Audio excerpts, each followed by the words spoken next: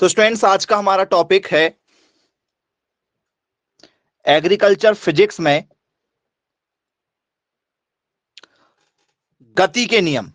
यदि आपको screen full नहीं दिखाई दे रही होगी तो ठीक है, बोर्ड वाली स्क्रीन पर क्लिक करके उसको पिन कर लीजिएगा।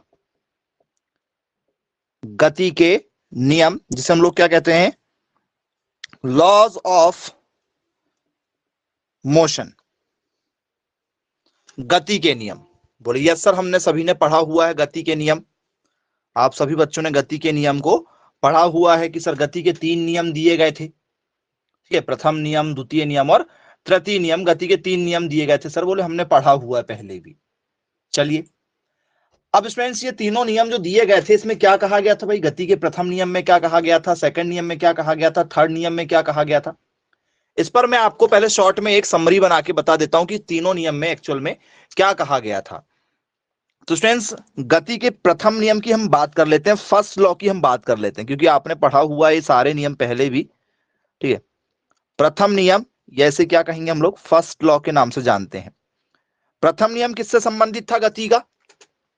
तो सर जो गति का पहला नियम दिया गया था वो जड़त्व से संबंधित था। किससे संबंधित था सर, जड़त्व। इसे जड़त्व का नियम भी कहा जाता है। शॉर्ट में बता रहा हूं मैं आपको पूरा का पूरा कंक्लूजन। इसे क्या कहा जाता है, जड़त्व का नियम भी कहा जाता है। बोलिए सर, इसे लॉ ऑफ इनर्शिया के नाम से भी जाना जाता है। इसे क्या कहा जाता है, लॉ ऑफ इनर्शिया भी कहा जाता है। बोलिए सर ये किस पर बेस्ड था हमारा, बताओ किस पर बेस्ड था, इनर्शिया लिख दें। बोले जी बिल्कुल, किस पर बेस्ड था सर, इनर्शिया। इनर्शिया मतलब होता है जड़त्व, जड़त्व पर बेस्ड था। चलो भाई ठीक है।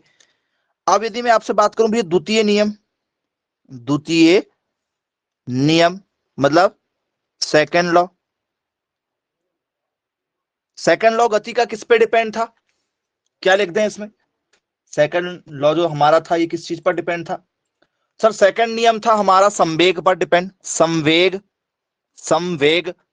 बोले हाँ बिल्कुल पढ़ा हुआ है हमने, संवेग पढ़ा हुआ है, संवेग पर डिपेंड था। बोले इसे क्या कहा जाता है सर, लॉ ऑफ मोमेंटम पर बेस्ड था। किस पे बेस्ड था, मोमेंटम पर बेस्ड था, पढ़ा होगा शायद आप लोगों ने।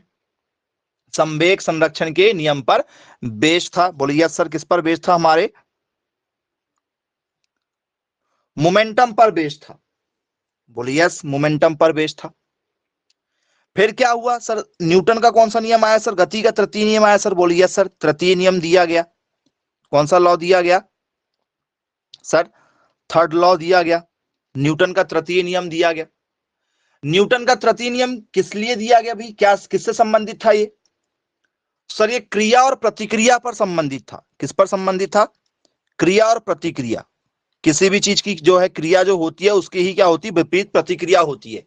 मान के चलो यदि आपको कोई एक थप्पड़ मार दे तो आपकी भी इच्छा होगी कि उसको रिटर्न जवाब दिया जाए। ठीक है, या कोई चीज यदि आप क्या करो, जैसे एक बॉल है, यदि आप उसको क्या करो दीवार पर यदि आप फेंकते हो तो बॉल आपकी रिटर्न आ जाती, क्रिया जितनी करते हो उतनी स्पीड से वापिस आ जाती, प्रतिक्रिया भी होती है। बोले जी बिल्कुल सही है सर। तो ये 3 नियम आप लोगों के दिए गए थे। ये जो 3 नियम है आपके, ठीक है, गति का प्रथम नियम जो है वो इनर्शिया पर बेस्ड था, जड़त्व पर बेस्ड था। द्वितीय नियम जो है आप लोगों का मोमेंटम पर बेस्ड था, और तृतीय नियम जो आपका दिया गया था वो क्रिया प्रतिक्रिया पर दिया गया था। तो बोले जी सर बिल्कुल हमने पढ़ा हुआ है, किस पर संबंधित था, क्रिया और प्रतिक्रिया पर संबंधित था। तो इसे क्या कहा जाता है भाई, क्रिया प्रतिक्रिया वाले को क्या कहा जाता है, तो स्टूडेंट्स इसे कहा जाता है हमारा, ठीक है, इक्वल एंड अपोजिट रिएक्शन था। इसमें क्या था, equal and opposite reaction. Equal और अपोजिट क्या होगी इसमें, रिएक्शन आप लोगों को देखने के लिए मिल जाएगी। इक्वल और अपोजिट, बराबर और विपरीत प्रतिक्रिया इसमें आपको नजर आ जाएगी। बोले जी सर बिल्कुल ठीक है, क्लियर है, बन जाएगा यदि पेपर में यदि पूछा जाएगा तो आप लोगों से। ये 3 नियम थे, तीनों के तीनों नियम हमें क्या करना है, एक एक करके देखना है कि न्यूटन के पहले नियम पर क्या होता है, द्वितीय नियम पर क्या होता है। देखते हैं, न्यूटन का प्रथम नियम देख लेते हैं कि न्यूटन ने पहले नियम में क्या कहा था। क्योंकि गति के जो नियम दिए गए थे किसके द्वारा दिए गए थे, न्यूटन के द्वारा दिए गए थे। बोले जी सर बिल्कुल पढ़ा हुआ, न्यूटन के द्वारा दिए गए थे। क्या कहा गया था पहले नियम में, तो जरा देखिए क्या कहा गया था, प्रत्येक पिंड, पिंड मतलब वस्तु, कोई भी वस्तु, प्रत्येक वस्तु, ठीक है, प्रत्येक पिंड या वस्तु अपनी अपनी विराम अवस्था में अपनी विराम अवस्था में या गतिशील अवस्था में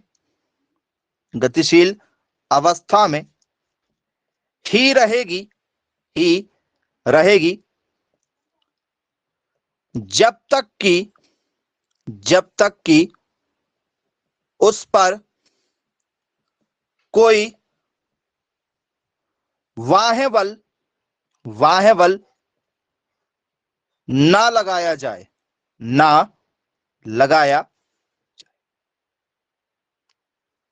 बोले जी सर बिल्कुल ठीक है, क्लियर है।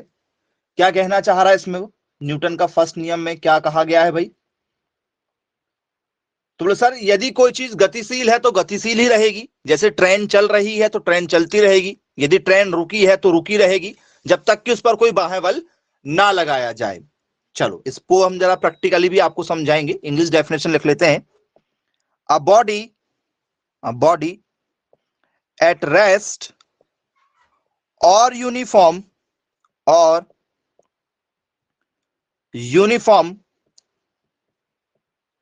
motion will continue to be at rest or uniform motion until and unless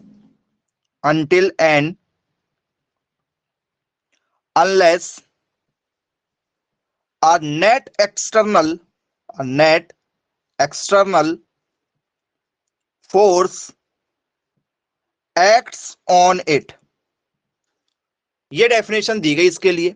बोले जी सर बिल्कुल ठीक है भाई, पेपर में यदि हमसे पूछा जाएगा तो हमसे आसानी से क्या हो जाएगा, यहां से क्वेश्चन बन जाएगा। तो क्या कहना चाह रहा है इसमें क्वेश्चन जरा देखिए। A body at and rest मतलब वस्तु अपनी विराम अवस्था में रहेगी। यूनिफॉर्म मोशन विल मतलब गतिशील भी हो सकती है, ठीक है। To be continue at rest तो uniform motion until and unless a net external force act on it मतलब यदि कोई चीज गतिशील अवस्था में तो वो गतिशील अवस्था में ही रहेगी, यदि कोई चीज विराम अवस्था में है, रुकी है, तो वो रुकी ही रहेगी जब तक कि उस पर कोई बाह्य बल ना लगाया जाए। तो बोले जी सर बिल्कुल ठीक है भाई, क्लियर है। जैसे मान चलो ट्रेन रुकी है तो रुकी रहेगी जब तक कि उसको क्या ना करें हम लोग, स्टार्ट ना करें ना, जब तक उसको हम चालू ना करें, जब तक उसको हम चलाएं नहीं तब तक वो चलेगी नहीं।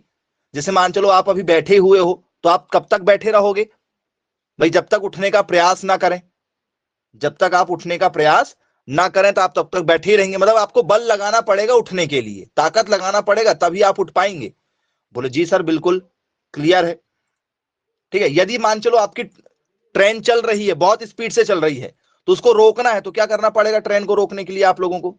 सर ट्रेन को रोकने के लिए ब्रेक लगाना पड़ेगा, ट्रेन को रोकने के लिए क्या करना पड़ेगा, हमें ब्रेक लगाना पड़ेगा। बोलिए यस सर बिल्कुल। तो इसका मतलब क्या हुआ, यदि आप इसके मतलब पर यदि जाने की कोशिश करें तो इसका मतलब क्या कहना चाह रहा है? मतलब कहना चाह रहा है कि भैया हमें कोई ना कोई बाह्य बल मतलब बाहर से एक बल लगाना पड़ेगा, तब जाके या तो गति होगी या तो कोई गति होने वाली चीज क्या करेगी, यहां पर रुक जाएगी, ये इसमें कहा गया। बोले यस बिल्कुल ठीक है सर, क्लियर है। जैसे मान के चलिए स्टूडेंट्स, जमीन पर एक कोई फुटबॉल रखी है, ठीक है, और उसको कोई किक करता है, तो सर यहां भी क्या हो रहा है, गति का प्रथम नियम काम कर रहा है, क्योंकि वो चीज पहले रुकी हुई थी, उसको गति प्रदान किया गया मारने के बाद में। बोले जी सर बिल्कुल ठीक है। अब जो गोलकीपर होता है वो बॉल को पकड़ लेता है, गोलकीपर क्या है, बॉल को पकड़ लेता है।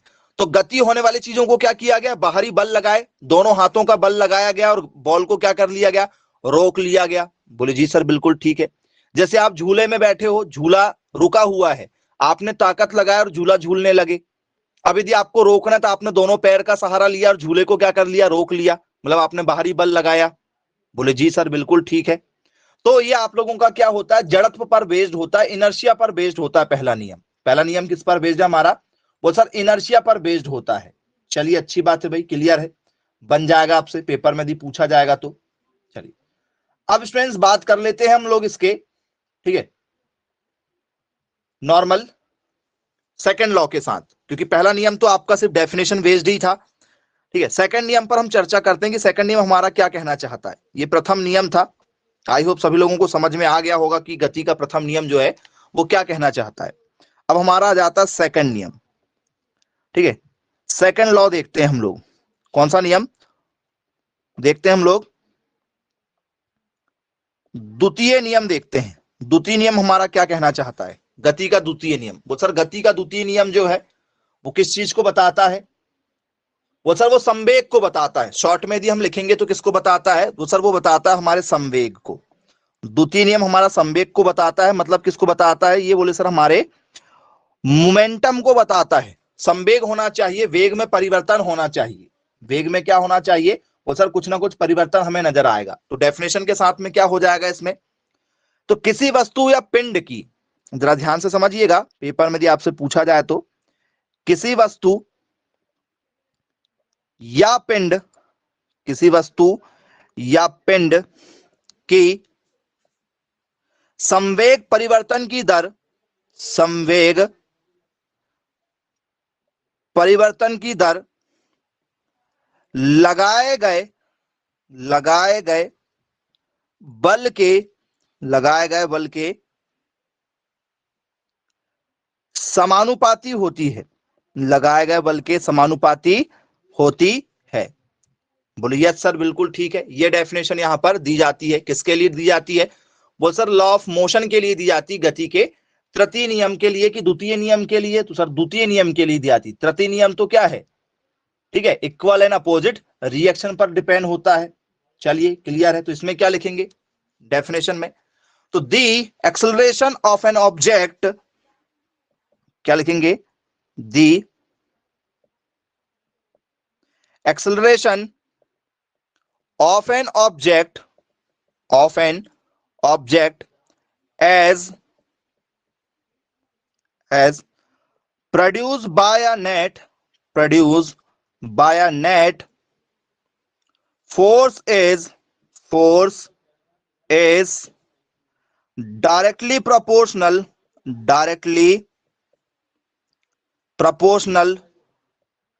to the magnitude of the net force, ठीक है, to the magnitude of the net force। बोले जी सर बिल्कुल ठीक है, क्लियर है, ये इसकी डेफिनेशन हो जाती है। मतलब क्या कहा जाता है सर, आपने सभी लोगों ने पढ़ा हुआ होगा स्टूडेंट्स, क्या कहा जाता है, F बराबर ma, सभी लोगों ने पढ़ा हुआ होगा, F बराबर ma पढ़ा है क्या आप सभी लोगों ने, बोले जी सर बिल्कुल, F बराबर हमने क्या पढ़ा हुआ है, ma पढ़ा हुआ है। बस यही आपका क्या है सर, न्यूटन का हमारा कौन सा नियम है, सेकंड नियम है। सभी बुक वगैरह में भी आपने देखा होगा, आपको वहां पर क्या मिल जाता है, ठीक है, F बराबर ma मिल जाता, पढ़ा है क्या, ये किससे संबंधित है, F बराबर ma आपका, सर ये न्यूटन के द्वितीय नियम पर बेस्ड है। शायद अभी सभी लोगों ने इसको कभी ना कभी जो है देखा जरूर होगा, तो बोले यस बिल्कुल देखा हुआ है। आइए जरा क्वेश्चन भी देख लेते हैं, इसमें आपको क्वेश्चन कैसे नजर आते हैं भाई, न्यूटन के नियम पर सिंपल से क्वेश्चन देखते हैं, कैसे क्वेश्चन आप लोगों को सॉल्व करने के लिए पेपर में मिलते हैं न्यूटन के द्वितीय नियम पर। पहला क्वेश्चन आप लोगों के लिए, जो क्वेश्चन पेपर में आपको पूछे जाते हैं बेसिक से क्वेश्चन के साथ में, calculate the force needed to speed up a car a rate of 5 meter per second square if the mass of the car is 260 kilogram. जी ये आपसे पेपर में पूछा गया एक बहुत ही बेसिक सा और बहुत ही छोटा सा एक क्वेश्चन है। इस क्वेश्चन का क्या आंसर आप देना चाहेंगे, जी मैसेज कर दीजिए फटाफट, क्या हो सकता है, यदि कार का द्रव्यमान 260 किलोग्राम है तो 5 मीटर प्रति सेकंड की दर से कार की गति के लिए बल होगा या बल की गणना कीजिए। बहुत ही सिंपल सा क्वेश्चन है, इससे इजी कुछ नहीं हो सकता आप लोगों के लिए। जो भी आंसर आपको लग रहा है आप उस स्टूडेंट्स फटाफट मैसेज करके बताइए क्या होगा आपका करेक्ट आंसर। ओके, 1300 न्यूटन के साथ जाना चाह रहे हैं आप लोग। अच्छी बात है भाई, चेक कर लेते हैं, क्योंकि बल की जो यूनिट होती है वो न्यूटन में ही होती है और आपके पास में फॉर्मूला जो है वो F बराबर ma है। ma मतलब क्या होता है? द्रव्यमान गुणित त्वरण होता है। आप सभी लोगों ने कभी ना कभी पढ़ा होगा। बल बराबर क्या होता है आप लोगों का? सर मास इंटू एक्सेलरेशन होता है, द्रव्यमान इंटू क्या होता है? त्वरण होता है। बोले जी सर बिल्कुल ठीक है, द्रव्यमान इंटू क्या होता है? त्वरण होता है। जी जी, वेरी गुड। चलिए, अब m की वैल्यू कितनी है हमारी? सर द्रव्यमान कितना हमारे पास में? सर 260 किलोग्राम है। बोले यस सर बिल्कुल है। त्वरण कितना है सर? 5 मीटर प्रति सेकंड है। बोले यस सर 5 मीटर प्रति सेकंड स्क्वायर। त्वरण की यूनिट मीटर प्रति सेकंड स्क्वायर में होती है। मल्टीप्लाई कर दो आपस में, 5 0 जा 0, 5 6 जा 30, 0 कैरी ओवर 3, 5 2 जा 10 और 3 होगा 13 किलोग्राम मीटर प्रति सेकंड स्क्वायर, ऐसा भी लिखा जाता है यूनिट में। और नहीं तो आपको यूनिट मिल जाती है 1300 और यूनिट होती है स्टूडेंट एक्चुअल में न्यूटन, क्योंकि इसको न्यूटन ने दिया था ना। गति के नियम को किसने दिया था? सर गति के नियम को न्यूटन ने दिया था, इसलिए क्या लगा देते हैं इसकी यूनिट? न्यूटन लगा देते हैं, क्योंकि न्यूटन ने अपने ही नाम पर यूनिट दिया था कि भाई मेरा नाम चले रहना चाहिए हमेशा। बोले यस सर बिल्कुल ठीक है, क्लियर है, बन जाएगा।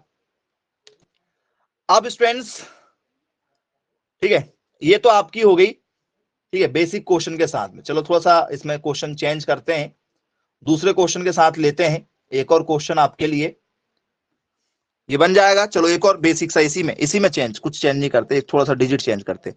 135 दे देते हैं, यहां पर क्या दे देते हैं? 6 दे देते हैं। 135 और 6 है। छोटा सा क्वेश्चन है, छोटे छोटे क्वेश्चन बना के दे रहे हैं। क्या होगा आप जरा बताइएगा, क्या आंसर लगा के आना चाहेंगे आप इस क्वेश्चन में? जी 810। वाओ, बहुत शानदार, बहुत स्पीड के साथ में आंसर आ रहे हैं आप लोगों के। बेसिक क्वेश्चन है, आना भी चाहिए। जी, द्रव्यमान कितना? 135 है। मल्टीप्लाई में क्या सर? 6 करना है। कितना हो जाएगा? 5 6 जा 30 हो जाएगा। कैरी ओवर में 3 है। 3 जो क्या हो जाएगा हमारा? 6 3 जा कितना हो जाएगा सर? 6 3 जा हो जाएगा हमारा 18, और ये 11 हो गया क्या? 21। कैरी ओवर में क्या बचा? 2, 6 1 जा 2 और 1 कितना हो गया? 8। तो क्या हो गया? 810 न्यूटन हो गया। 810 क्या हो गया? न्यूटन हो गया। बोले जी सर बिल्कुल ठीक है। अब यही क्वेश्चन यदि आप लोगों का, ठीक है, क्या हो जाए, ठीक है, 5300 ग्राम हो जाए, अब क्या होगा स्टूडेंट्स? आंसर आपको मैं क्या दे रहा हूं? 5300 ग्राम दे देते हैं। और यहां पर जो है 6 की जगह आपको क्या कर देते हैं? 9 कर देते हैं। 6 की जगह 9 कर देते हैं। अब क्या होगा स्टूडेंट्स? आंसर बताइएगा। आप जरा थोड़ा सा इसका सटीक आंसर देना चाहिए, आप लोगों के द्वारा आना चाहिए। सभी लोग बताएं क्या हो सकता है। जी, क्या आंसर होना चाहिए आप लोगों के हिसाब से?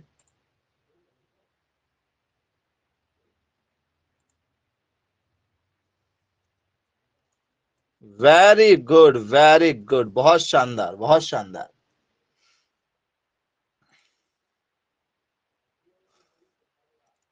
जी जी, वेरी गुड, वेरी गुड।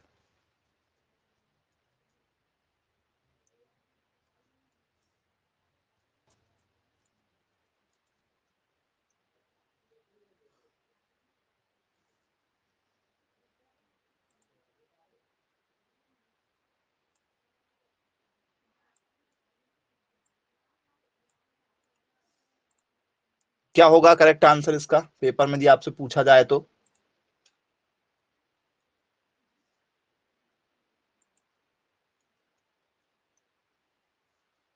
चलिए सॉल्व करके देख लेते हैं भाई क्या होगा।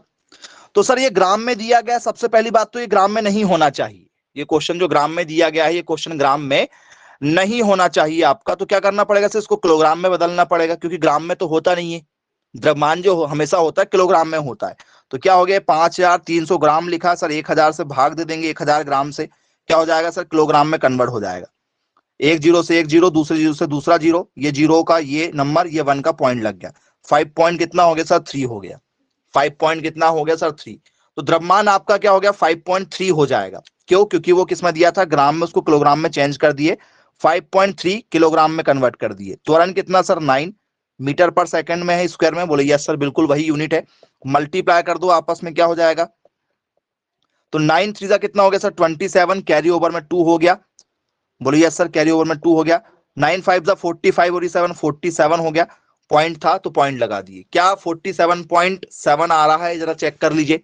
47.7 और यूनिट है आपकी न्यूटन। ये आपका आंसर आ रहा है, चेक कर लीजिए एक बार। पॉइंट में क्वेश्चन यदि आते हैं तो आप लोगों से बनना चाहिए। पॉइंट वाले क्वेश्चन आप किसी भी प्रकार से गड़बड़, ठीक है, नहीं करना है आप लोगों को। आई होप बहुत ही बेसिक सा क्वेश्चन था, बन जाएगा।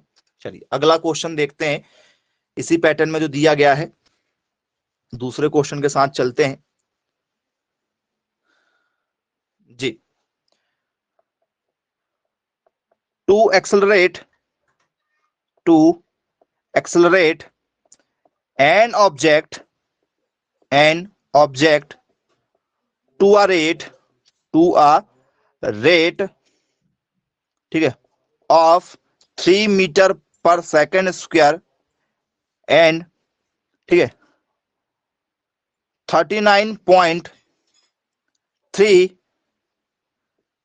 Newton force is required,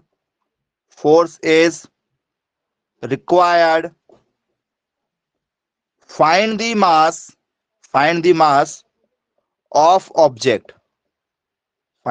of object, ये आप लोगों के पेपर में एक दूसरा क्वेश्चन आप लोगों से पूछा गया है। बहुत ही बढ़िया क्वेश्चन है, बहुत ही सिंपल सा क्वेश्चन है, यूनिक सा क्वेश्चन है जी। क्या कहा जा रहा है स्टूडेंट्स इस क्वेश्चन में आपसे कहा जा रहा है कि भाई किसी वस्तु को, ठीक है, क्या कहा जा रहा है,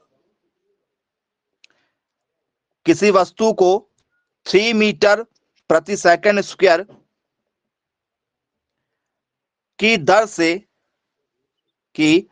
दर से त्वरित करने के लिए 39.3 न्यूटन बल की आवश्यकता होती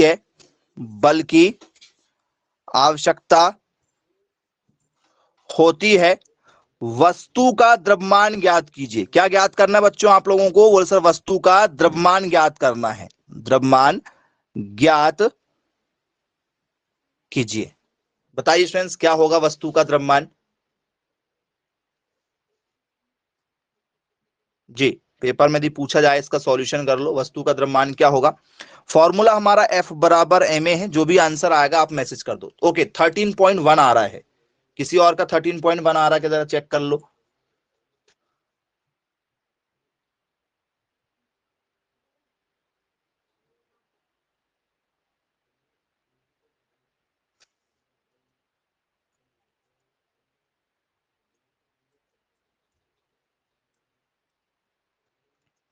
जी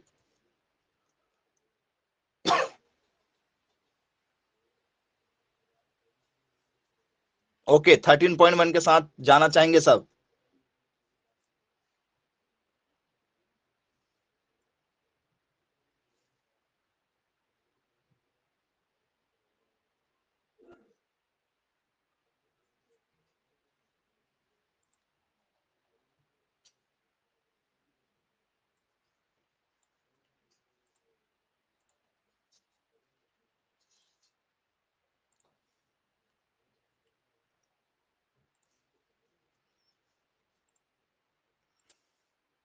चलिए बहुत शानदार आंसर, सभी लोगों का आंसर आ चुका है भाई।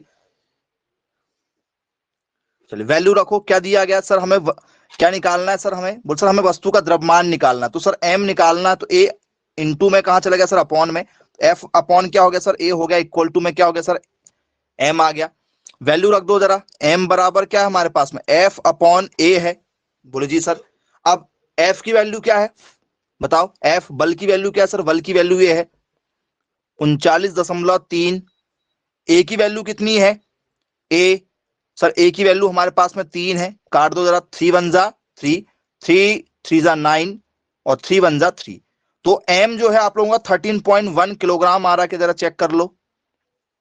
बोलो यस सर, बिल्कुल ठीक है, बन जाएगा, पेपर में यदि हमसे पूछा जाएगा तो। चलिए, इस टाइप के यदि कोई भी क्वेश्चन यदि आपसे पेपर में आते हैं तो आप लोगों से आसानी से जो है ऐसे क्वेश्चन हैंडल हो जाएंगे, कोई दिक्कत आप लोगों को नहीं जाने वाली। अब स्टूडेंट्स आ जाते हैं हम लोग, ठीक है, हमारे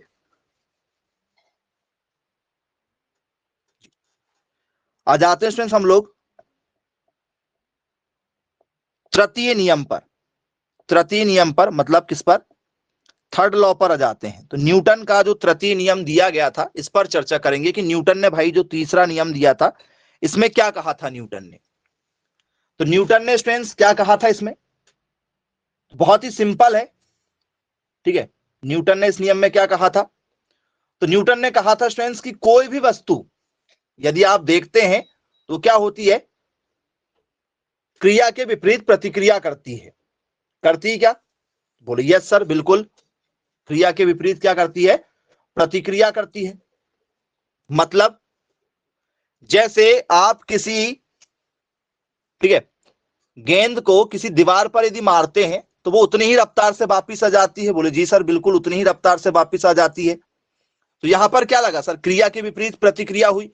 या आप झूला झूलते हैं, जितनी स्पीड से आप झूले में सामने जाते हैं उतनी स्पीड से आप कहां चले जाते हैं, पीछे की ओर चले जाते हैं। बोले जी सर बिल्कुल ठीक है। तो न्यूटन ने अपने तृतीय नियम में क्या कहा था, प्रत्येक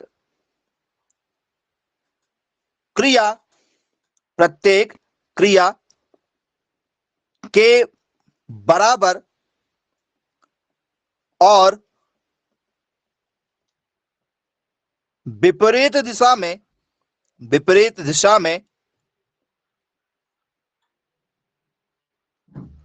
प्रतिक्रिया होती है। ये किसने कहा था, न्यूटन ने अपने तृतीय नियम में दिया था। बोले यस सर बिल्कुल क्लियर है भाई, यही नियम दिया गया था। क्या कहा गया था इसमें, ठीक है, there is an equal and opposite reaction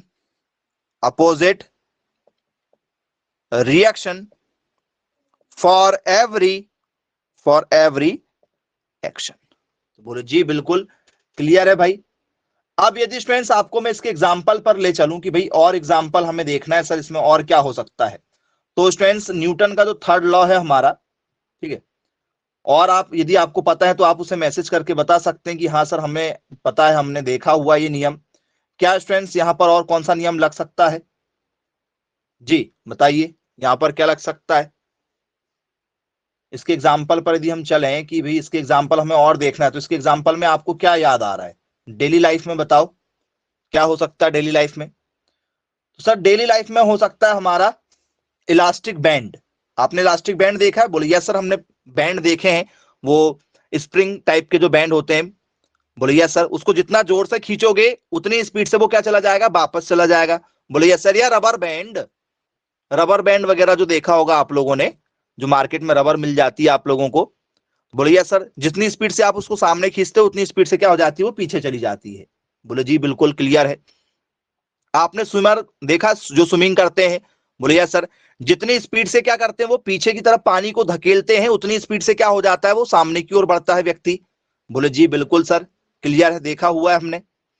और क्या होता है, बोले सर जितनी स्पीड से रॉकेट जो होता है, आपने रॉकेट देखा होगा। बोले यस सर, रॉकेट क्या करता है सर, उसमें फ्यूल भरा हुआ होता है, नीचे क्या भरा हुआ होता है उसमें टाइप से, ऐसे आपने देखा होगा रॉकेट इस टाइप से होता है। बोले यस सर, इसमें नीचे फ्यूल भरा होता है।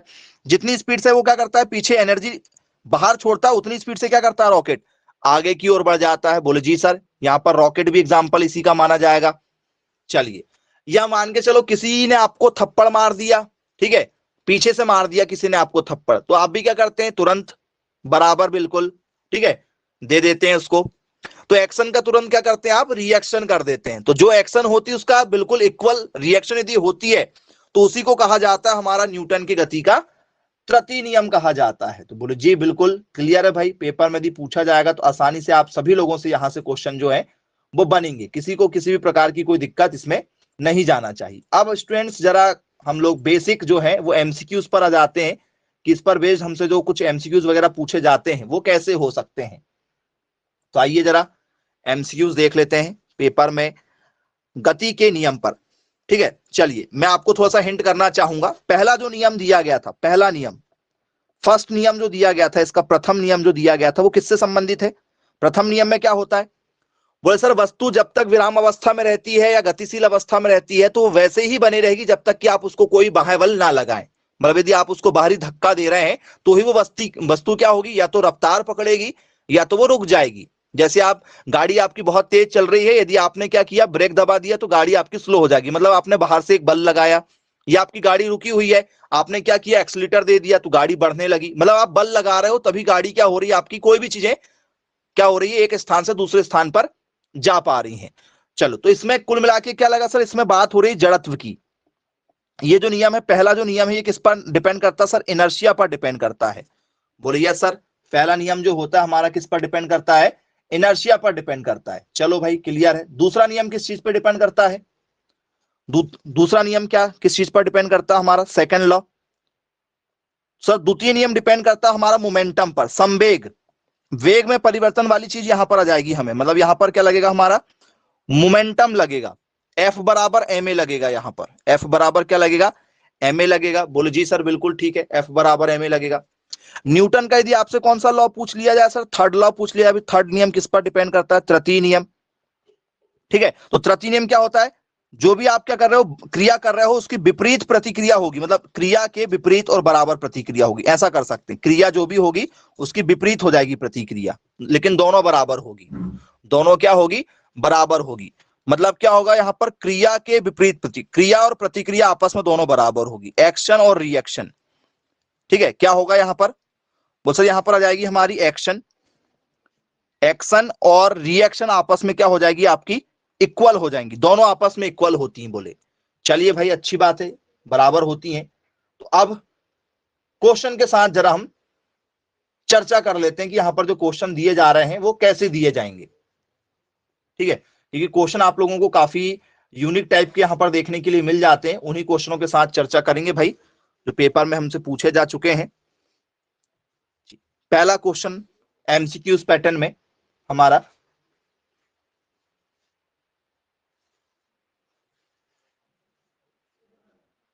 जी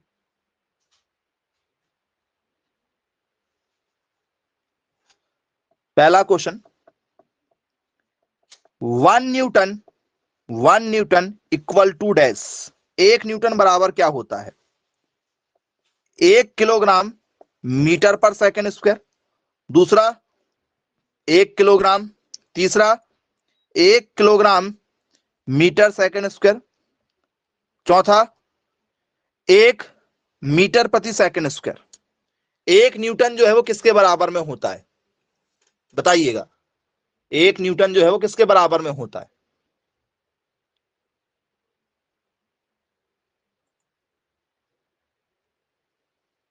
वेरी गुड, बहुत शानदार आंसर दिए गए हैं आप लोगों के द्वारा, क्या बात है जी।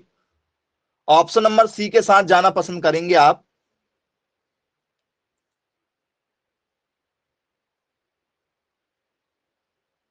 ऑप्शन नंबर ए के साथ जाएंगे जी।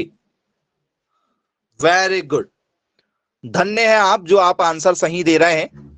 ठीक है, नहीं तो कुछ बच्चे जो हैं वो ऑप्शन नंबर सी के साथ जाना चाह रहे हैं। बहुत बढ़िया, मुझे मालूम था ऑप्शन सी ही लगाएंगे आप लोग जी।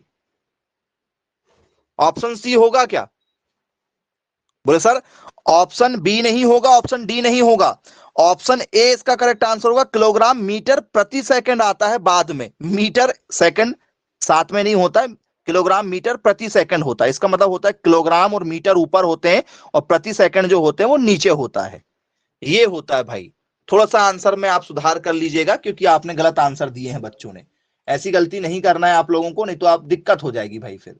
चलिए अगले एमसीक्यूज पर आ जाते हैं। ठीक है, अगला जो एमसीक्यूज है, चलिए अगला क्वेश्चन है हमारा, what causes the motion of a body which is initially in the state of rest, ये आपसे पेपर में पूछा गया एक और क्वेश्चन है। इस क्वेश्चन का क्या आंसर होना चाहिए आप लोगों के, ठीक है, अनुभव के अनुसार, तो आप बताइएगा जरा क्या होगा। एक पिंड की गति का कारण क्या है, एक पिंड की गति का कारण क्या है जो प्रारंभ में या जो आरंभ में, जो आरंभ में आराम या विराम कर लेते हैं, इसको विराम कर लेते हैं, जो प्रारंभ में विराम की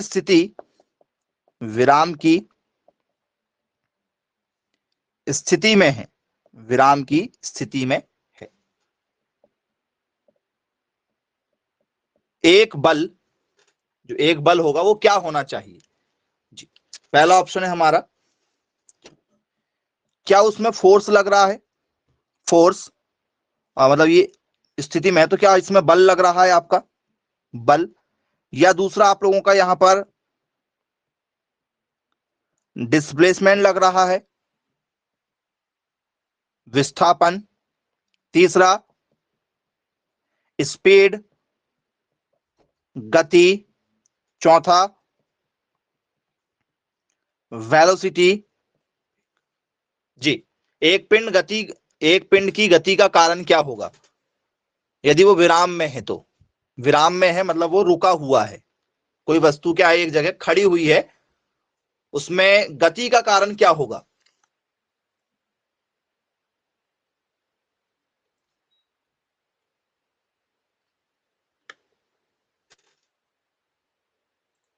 बहुत शानदार आंसर दिया गया है, ऑप्शन नंबर ए के साथ जाना चाह रहा है मैक्सिमम बच्चे। यदि कोई चीज खड़ी है, जैसे आपकी मोटरसाइकिल खड़ी हुई है, आपकी साइकिल खड़ी हुई है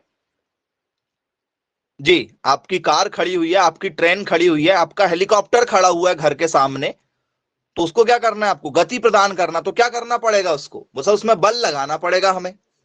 उसमें क्या लगाना पड़ेगा आपको, बस उसमें बल लगाएंगे तभी तो क्या करेगा वो आगे जा पाएगा। तो इसका आंसर क्या हो जाएगा सर, बल हो जाएगा। आंसर क्या हो जाएगा उसका, बल माना जाएगा। बोले जी सर बिल्कुल क्लियर है। अब यदि अगला क्वेश्चन जो है आप लोगों का, चलिए अगला क्वेश्चन पर आ जाते हैं, क्या कहना चाह रहा है हमारा नेक्स्ट क्वेश्चन। नेक्स्ट क्वेश्चन है हमारा, प्यूपल सिटिंग इन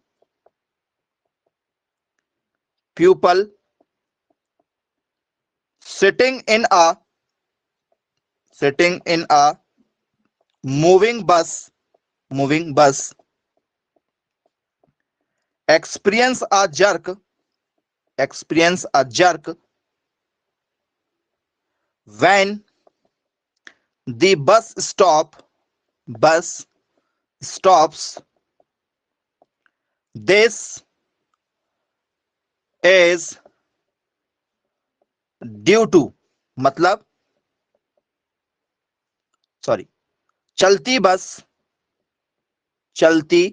बस में बैठे लोगों को बस रुकने पर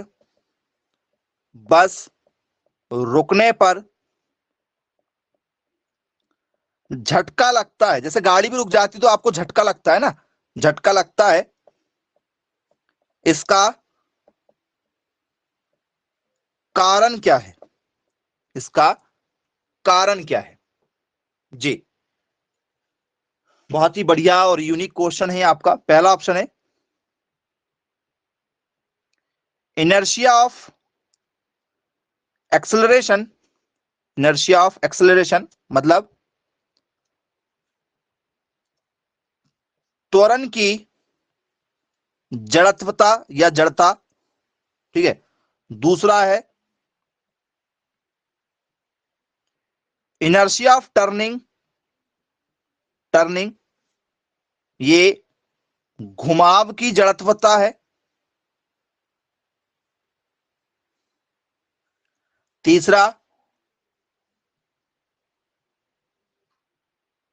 इनर्शिया ऑफ मोशन, ये गति की जड़त्वता है। चौथा इनर्शिया ऑफ रेस्ट, ये आपकी विराम की जड़त्वता है, विराम की जड़त्वता है। जी, किस आंसर के साथ जाना चाहेंगे आप? Very good, very good, option D के साथ जाना चाह रहे हैं, बहुत शानदार, बहुत बढ़िया। जी, ऑप्शन डी के साथ जाएंगे आप।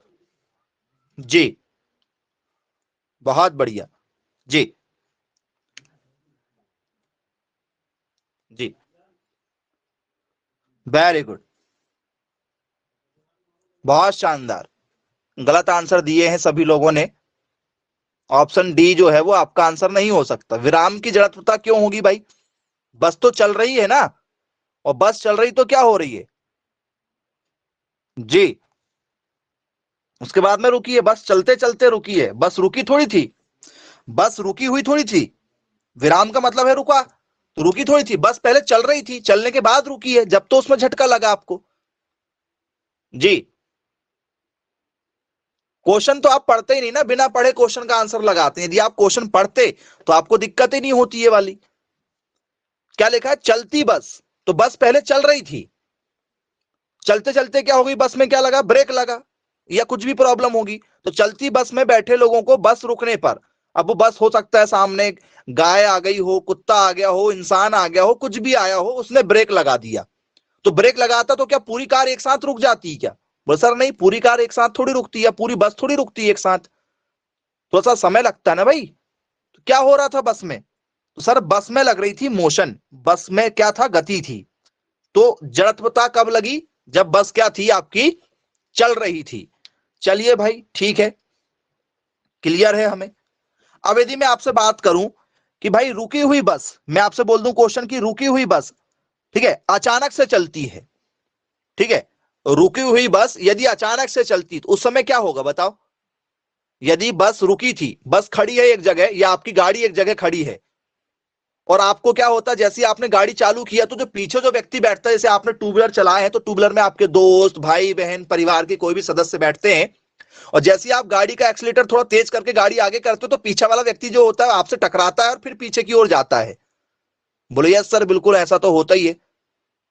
तो वहां क्या लगा सर? वहां पर लगा इनर्शिया ऑफ रेस्ट। जब कोई चीज रेस्ट में थी उसके बाद में क्या हुआ? वहां पर आगे की ओर बढ़ा।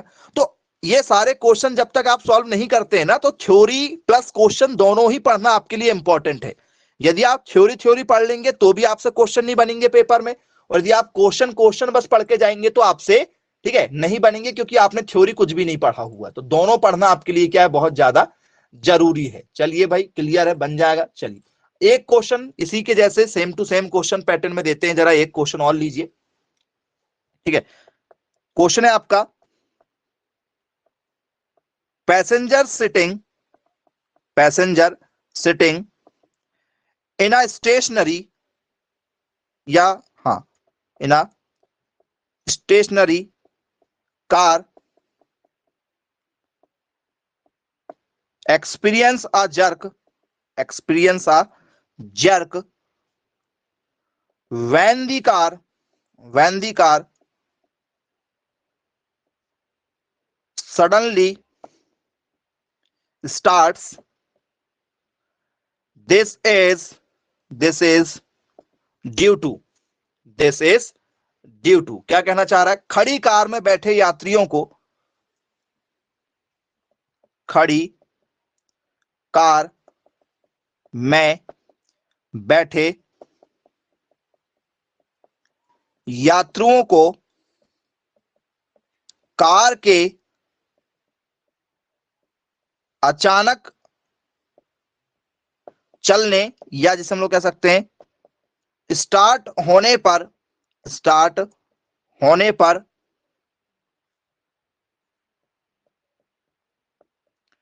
झटके का अनुभव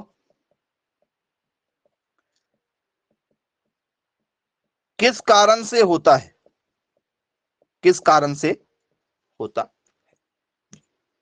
कार आपकी रुकी थी, तब झटका लगा, तो क्या हुआ भैया आपका? क्या इनर्शिया ऑफ मोशन लगा यहां पर? क्या यहां पर आपकी गति का जड़त्व लगा, या इनर्शिया ऑफ रेस्ट, क्या यहां पर विराम का जड़त्व लगा, या यहां पर इनर्शिया ऑफ टर्निंग, ठीक है, घुमाव की जड़त्वता लगी यहां पर, या डी यहां पर इनर्शिया ऑफ एक्सेलरेशन लगा, यहां पर आप लोगों को त्वरण की जड़त्वता लगी, त्वरण की जड़त्वता लगी। क्या होगा बताओ? पेपर में यदि आपसे पूछ लिया जाए क्या होना चाहिए?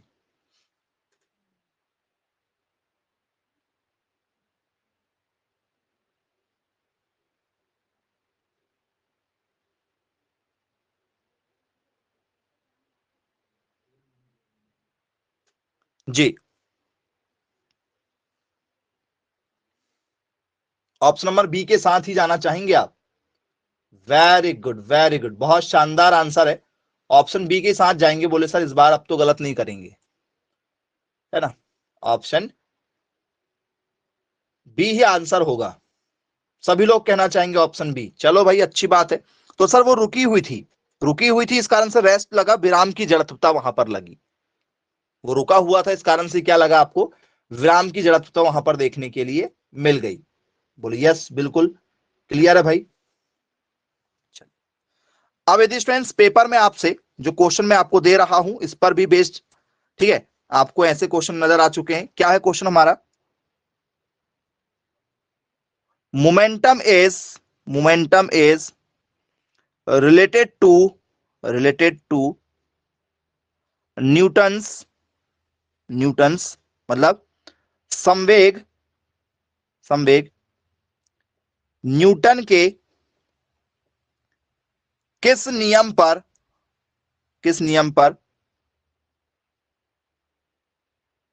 आधारित है? ठीक है, नहीं पढ़ के जाओगे तो बनेगा नहीं, पढ़ के जा रहे हैं अभी फिलहाल तो बनेगा। कौन सी नियम पर लगता है?